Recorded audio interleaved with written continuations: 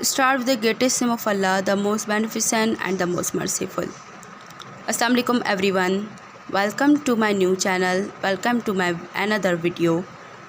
Today, exercise number 1A, we have question number 2 of basic level, in which we will study about the prime factorization of each of the following. So first we have the question and we should understand the question, what the question is saying about. सबसे पहले हम question को properly read करेंगे और उसके बारे में समझेंगे कि क्वेश्चन हमें क्या बताता है और हमें किस तरह के क्वेश्चन सॉल्व करने हैं. अबाउट द लास्ट वीडियो मैंने आपको बताया था प्राइम एंड कंपोजिट नंबर्स के बारे में हमने डिस्कशन की थी. होप सो वो आपको क्लियर होगी. अब हम आ जाते हैं उसी से रिलेटेड प्राइम फैक्टराइजेशन जो क्वेश्चन हैं उनको सॉल्व करते हैं. So let's move to the exercise number 1A question number 2 जो मैंने यहाँ पे लिखा है. Find the prime factorization of each of the following number. Number A is 72. कल लास्ट वीडियो में मैंने आपको बताया था 72 लास्ट 2 डिजिट्स हम देखते हैं कि हमारे पास जो लास्ट डिजिट है वो कौन सा है, इवन में है या ऑड में. ठीक, तो अब हमारे पास है 2. एज यू नो कि 2 हमारे जो है सबसे लीस्ट नंबर और ये जो एलसीएम है हमारे पास बहुत ज़्यादा ईजीएस्ट मेथड कहलाता है सॉल्व करने के लिए. अब हमारे पास नंबर है 72. सबसे पहले हम कौन सा टेबल लगाएंगे, हम लगाएंगे 2 का टेबल और 2 का टेबल चेक करके देखेंगे कि क्या 72 होल नंबर सॉल्व हो सकता है. एग्जैक्टली हो सकता है. क्यों? क्योंकि लास्ट डिजिट हमारे पास क्या है 2 और वो इवन नंबर है. 2 का टेबल लगाया, 2 के टेबल में देखेंगे 7 आता है, 7 नहीं आता. 7 से छोटा नंबर देखेंगे 2 3 6. 1 2 के टेबल में जब देखेंगे कि 12 आता है कि नहीं आता. जब हमने 2 को कैरी दे दी 1 तो वो बन गया 12. 2 6 12. अगेन हमारे पास आ गया 36. Last digit is even number. So हम 2 का टेबल लगाया. 2 1 2. जब 3 में से 2 चले गए 1 यहाँ पे आ गया तो कैरी बन गई 6 से 16. 2 के टेबल में 16 आता है. 2 8 16. अब ये कंटिन्यू हमारे पास 2 का टेबल ही जा रहा है. इस वजह से सबसे पहले हम लीस्ट नंबर ही स्टार्ट करते हैं, सबसे छोटा नंबर, जैसे कि 2. 2 के टेबल में 18 आता है, बिल्कुल आता है. कौन से नंबर पे? 2 9 18. अब हम देखेंगे 9. अब हमारे पास फौरन माइंड में क्लिक करता है कि 9 तो ऑड नंबर है और ऑड नंबर 2 के टेबल में नहीं आता. सो हम कौन सा टेबल लगाएंगे? डायरेक्ट 3. आफ्टर 2 हमारे पास, अच्छा कभी भी एक मेथड ऐसा आता है, काफ़ी स्टूडेंट्स ये एरर कर देते हैं कि पहले बड़ा नंबर फिर छोटा नंबर. तो ये मेथड हमेशा रॉन्ग कहलाता है. हमें प्रॉपर सीक्वेंस के साथ नंबर्स को लेके चलना पड़ता है. पहले 2 का टेबल आता है तो 2. जब आप देख लें कि 2 का टेबल यहाँ पे काम ख़त्म हो गया है तो अगेन हम 3. कभी भी ऐसा नहीं करेंगे कि हम फ़ौरन बड़ा नंबर यूज़ करें और आफ्टर देन छोटा. तो ये आगे चल के हमारा आंसर भी रॉन्ग हो जाता है और ये मेथड भी बिल्कुल रॉन्ग आ जाता है. सो अब हम आ जाते हैं 3 के टेबल पे. 3 के टेबल में 9 आता है, बिल्कुल आता है. कौन से नंबर पे? 3 3 9. अगेन कौन सा टेबल आएगा? हमें पता है 3 ही आएगा. 3 1 3. सो अब हमें मालूम हुआ कि 7 के कितने फैक्टर्स बने. अब हम यहाँ पे लिखते हैं 72 के कितने फैक्टर्स बने. हमारे पास 2 है, 1 2 3 टाइम हमारे पास आया 2 और हमारे पास है 3 मल्टीप्लाई बाय 3. ये हमारे पास फैक्टर्स बने. अब हम इनको पावर्स दे देंगे. पावर्स मतलब कि कितनी दफ़ा आया 2 हम काउंट करेंगे 1 2 3 तो हमारे पास आ जाता है 2 की पावर 3 मल्टीप्लाई 3 की पावर 2. ये आंसर हमें शो करता है कि हमारे पास 72 के कितने फैक्टर्स बने. 2 पावर 3 का मतलब 2 3 टाइम्स एंड 3 पावर 2 का मतलब 3 2 टाइम्स. 187 में भी एलसीएम वाला मेथड ही यूज़ करेंगे. देखेंगे कौन सा टेबल लगता है. लास्ट डिजिट हमारे पास है 7. तो सबसे पहले हम 2 का टेबल पढ़ लेते हैं. 2 के टेबल में 2 9 18 तो आता है लेकिन 7 नहीं आएगा. 3 के टेबल में 18 3 6 18 तो आ जाएगा लेकिन 7 नहीं आएगा. हमें ऐसा नंबर देखना होता है जो हमारे पास पूरी वैल्यू को कम्प्लीटली सॉल्व करे. तो हमारे पास 7 ऑड नंबर है तो हम 3 2 3 4 5 6 7 8 9 के टेबल में देख लेते हैं. 9 2 18 लेकिन 7 10 के टेबल में देख लेते हैं। 10 के टेबल में 18 नहीं आता है, 18 से छोटा नंबर 10 नहीं, मतलब कि 10 से भी सॉल्व नहीं हो सकता। तो नेक्स्ट नंबर है हमारे पास 11। 11 देखते हैं। 11 के टेबल में 18 नहीं आता, लेकिन 18 से छोटा नंबर आता है, बिल्कुल आता है। कौन सा?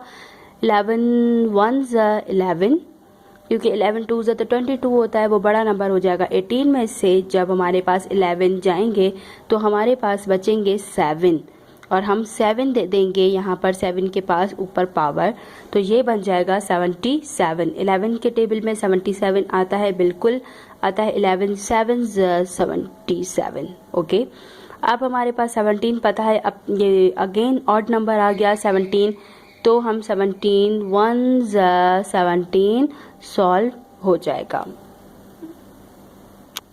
कम to the number part C. C is 336. Now take the LCM of 336.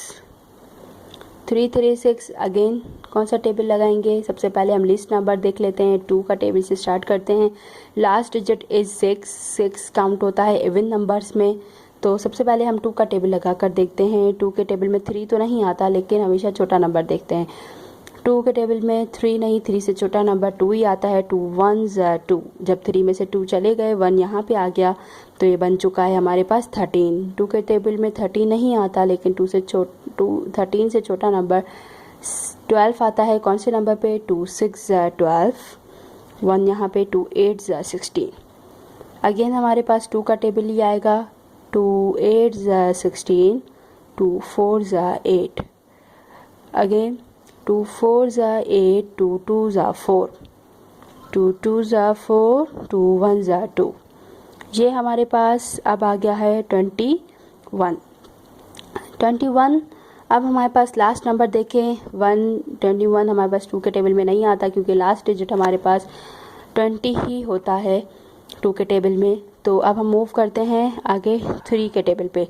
3 के टेबल में 21 आता है। 3 7 21। अब हमारे पास 7 का अपना ही टेबल लगेगा। 7 1 7। तो अब हमारे पास कितने इसके फैक्टर्स बन गए? 3 3 6 के फैक्टर्स बनेंगे।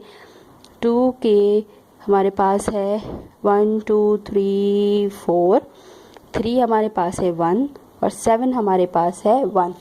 तो हमारे पास 2 की पावर आ जाएगी 4, 3 की पावर 1 एंड 7 की power 1। This is our complete answer. Okay, now come to the part D of this exercise. D is 630. वही हम LCM वाला मेथड यूज़ करेंगे। 630 को सॉल्व करेंगे LCM लेकर। 2 के टेबल में सबसे पहले हम 3 नंबर्स के लास्ट डिजिट को देखेंगे। Last digit is 0। 0 is also count in even numbers, so take the LCM and start from the number 2. 2 3 is 6, 3 2 1 2, 1 यहाँ पे कैरी आ जाएगी। 2 के टेबल में ये 0 से क्या बन गया? 10 बन गया। 2 के टेबल में 10 आता है, बिल्कुल आता है। 2 5 10। Okay, now next table 3 1 5। तो अब हम पर लास्ट डिजिट आ चुका है ऑड नंबर में, तो हम यहाँ पे 2 के टेबल का काम ख़त्म हो चुका है। अब हम नेक्स्ट नंबर की तरफ मूव करते हैं। This is 3। 3 के टेबल में 3 आता है। जी हाँ, आता है। 3 1 3। 3 के टेबल में 15 आता है। 1 तो नहीं आएगा, 1 छोटा नंबर हो जाएगा, तो हम इन 2 नंबर को साथ लेते हैं। सो एक यहाँ पे रूल आता है, this is a mathematical rule, कि जब भी आप 2 डिजिट्स एक साथ लेते हैं, एक नंबर के बाद जब 2 डिजिट्स साथ लिए जाएं, तो उनसे पहले हम यहाँ पे 0 लगाते हैं। 0 लगेगा, उसके बाद हम 15 3 के टेबल में देखेंगे कौन से नंबर पे आता है। 3 5 15। अब हमारे पास ये क्या बन गया? 315 का आंसर 105। 3 1 3। आप लोग पूछेंगे 0 कहाँ से आया? 0, this is a mathematical rule, कि जब भी आप एक नंबर के बाद आफ्टर 1 डिजिट जब 2 नंबर्स एक साथ लिए जाएं, तो उससे पहले हम 0 लगाते हैं और फिर नंबर लगाते हैं। नंबर 3 के टेबल में देखेंगे कि 15 कौन से नंबर पे आता है? 3 5 15। अगेन अब हमारे पास कौन सा टेबल आएगा? 3 का टेबल आएगा। 3 के टेबल में 10 नहीं आता। अच्छा, फर्स्ट 2 डिजिट्स लिए जाएं, फर्स्ट 2 जब डिजिट्स लिए जाते हैं तब हम कोई ऐसा रूल नहीं है कि हम ज़ीरो वगैरह को यूज़ करें। ये सिर्फ़ और सिर्फ 1 नंबर के बाद जब हम 2 डिजिट्स लेते हैं तब ये यूज़ होता है रूल। अब हम देखें फर्स्ट 2 डिजिट्स ले रहे हैं, 2 नंबर्स ले रहे हैं, लेकिन हम इसमें कोई भी ऐसा ज़ीरो वाला रूल अप्लाई नहीं करेंगे। 3 3 9, 1 यहाँ पे आ गया, 15 बन गया, 3 5 15। अब हमारे पास आ गया 35। 35 कौन से टेबल में आता है? 5 के टेबल में आता है, बिल्कुल आता है। 5 7 35, 7 7 1 7। Now come to make the factors of 630। 630 के कितने फैक्टर्स बने हैं? 2 3 3 5 एंड 7। सो 2 की पावर 1 आ गई, 3 की पावर 2 आ गई, 5 की पावर भी 1 आ गई और 7 की पावर भी 1 आ गई। This is our answer of 630. So today we have solved all the questions A, B, C, D parts of question number 2 in detail. So subscribe my channel and like and share the comments at the last. So if you have any kind of question, so comment it and do subscribe. Thank you.